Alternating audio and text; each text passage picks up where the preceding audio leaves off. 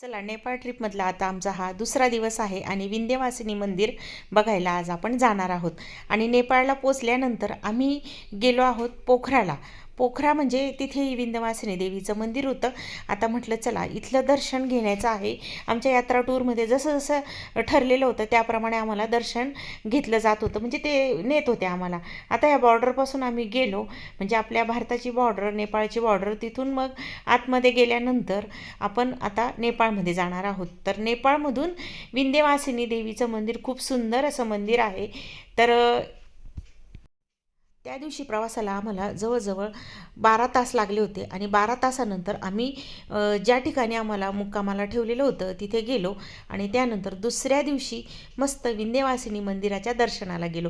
कारण आम्हाला वाटत होतं की आजच आम्ही चाललो जाऊ, पण काही शक्य नाही झालं आणि गाईड आम्हाला माहिती देत होते. त्यामुळे कसं आहे, प्रवास पण सुखकर होतो आणि माहिती जर मिळाली ना आपल्याला त्या ठिकाणचं, नंतर बघताना आपला दृष्टिकोन त्यानुसार असा बदलत जातो. आणि त्या मंदिराची माहिती मिळाली ना तर माणूस ना त्यानुसार त्याचं असं महत्त्व पण ठरवत जातो ना.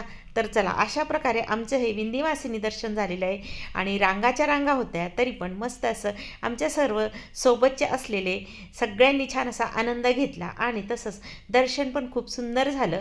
आणि चला आता आम्ही निघणार आहोत दुसऱ्या प्रवासाला, पण त्याआधी दर्शन झाल्यानंतर 1-2 फोटो काढले आणि निघालो. चला मग हा व्हिडिओ कसा वाटला कमेंट करा, सबस्क्राईब करायला विसरू नका.